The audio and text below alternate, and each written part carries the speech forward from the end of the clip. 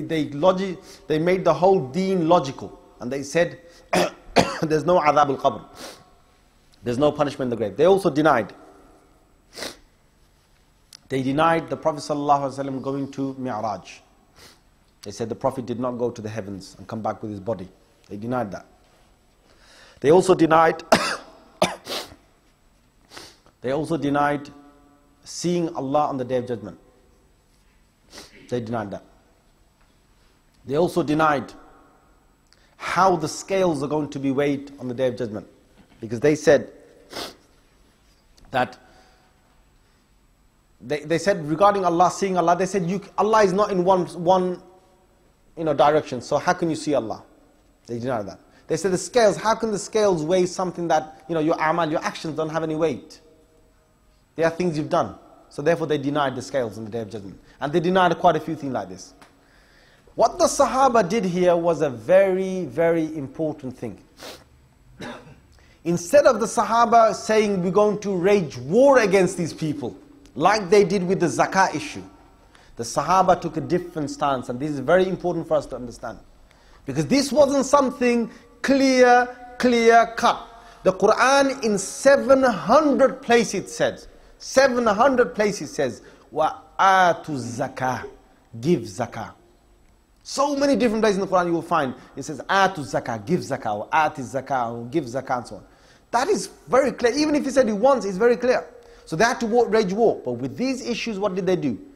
They took a different stance. They said, whosoever does not believe in the punishment of the grave, whosoever doesn't believe in that is not from us.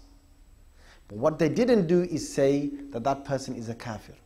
Now see the difference here. What they're trying to now do is trying to say that if you want to be on the sirat al-mustaqim, if you want to be on the straight path, if you want to be on the most core part of the deen, you better just believe in how we believe in, and that's it. Because the Quran has said in Surah Baqarah, right near the end of the first juz, فَإِنْ آمَنُوا بِمِثْلِ مَا آمَنْتُمْ بِهِ فَقَدْ اهْتَدَوْا. If they believe as you have believed, O Sahaba, then they will be guided.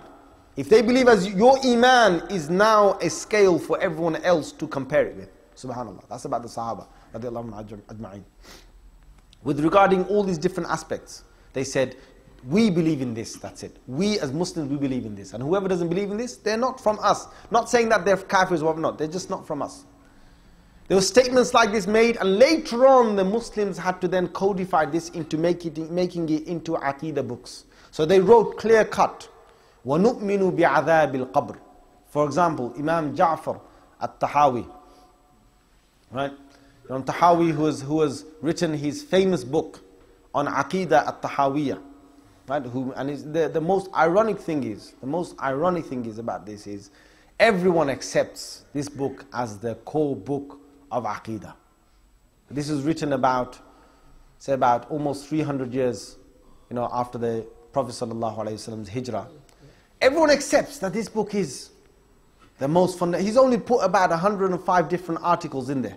It's very simple. He says, we believe in this, we believe in this, Muslims believe in this, Muslims don't believe in this, Muslims believe in this, Muslims don't believe in that, and so on, all the way to the end. That's it. It's very simple, straight up. The ironic thing is that everyone accepts him, but then after him, everyone says, okay, let me now explain what he meant. He meant this, Imam Ja'far meant this, Imam Ja'far, and the next guy does the same, Imam Ja'far meant that, Imam Ja'far, and the next guy does this, next guy does that, next guy does that, and then they'll say, hang on a minute. Your book, different from my book. You, not true believer. You're different. You're different. I am the only one, Jannati. I go heaven. Each one is saying the same thing. Now, you know what I tell people? I tell people that keep it simple. Go to Imam Tahawi's work. It's not complex to understand. You don't need a heavy, book that thick to understand a small booklet that you can just read literally in 15 minutes. You don't need a book that thick to understand it. And there's people studying this for 2 years. They do Aqidah for 2 years. Another guy done Aqidah for 4 years. And he met me once, and he said to me, why have you done about Aqidah? Why have you studied Aqidah? I said, that's the Aqidah. It's simple. We just study the text. That's it. Is that all you spend on Aqidah? I spent 4 years. I said, yeah? What a waste of time. Spent 4 years. Okay, brothers, no offense here. No offense, please. I know there's going to be people listening to this. They're going to say, I'm being offensive here, right? No offense. Look, there's nothing wrong in spending 4 years. There's nothing wrong with that, because there's people spend 4 years in tajweed, people spend 4 years in fiqh, there's nothing wrong with that. But if you think that that's the best thing you can achieve in life, and that you're going to come back with not just one little gun, right? You're going to come back with 50 guns and a Kalashnikov as well, right? To see how many kafirs you can make of this ummah, right? If you're going to start doing that, then you seriously have got a problem.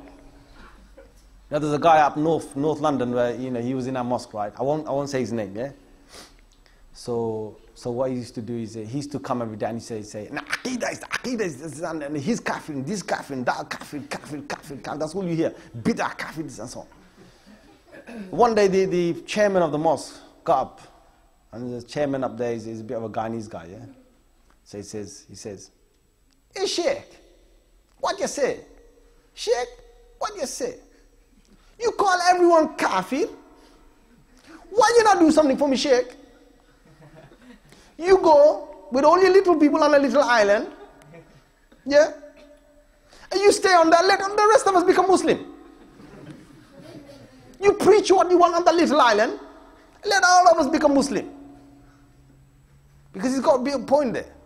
You start splitting hairs and everyone becomes kafir in the whole of the world, because you studied you start with Aqidah Tahawiyah, then you go to one interpretation of Aqidah Tahawiyah, then you go from one interpretation to an interpretation of an interpretation of an interpretation, till you actually end up on your own with a few people. Now that is, you can't, because every guy that does that, you're going to be killing each other, and that's what happens. There's some sincere people who don't do that, okay? So let's exempt them. But there are people out there who actually do this. They get fanatic in Aqidah. And all they want to do is trying to say how you are wrong and he's on the chosen path to Jannah, right? And it's a disease, right? And the same thing happens with a lot of other groups, right? I'm just dealing with with one particular group here, but the same happens with a lot of other groups, that you become fanatic in your own group and you don't see any other truth of anything else, right? So this is not the way forward. This is clearly not the way forward. So the Sahaba, what they did is they did that, and Imam Ja'far and many others, they basically concluded on a risala or on a booklet about Aqidah. You stick to those simple words, you can't go wrong. You cannot go wrong. It says clearly, Allah has no dimension. Allah has no shape. Allah has no, you can't fit Allah into time or into place. That's simply understood. You don't have to go into splitting until you start, disagreeing with one another. It's very simple. And the other ironic thing is, Imam Ja'far says, that this is the Aqidah. In the beginning, you'll see this is the Aqidah of, Abu Hanifa and Abu Yusuf and all that, the Hanafi, the great people of that legacy. They write that. And then I find it so ironic and so strange that people could come afterwards and label Imam Abu Hanifa as a Maturidi. I label him as a Murji'ah and say that he's from this deviant sect and that deviant sect, when Imam Tahawi has made it quite clear that his ancestors have written this. But anyway, that's just on the point of Aqidah.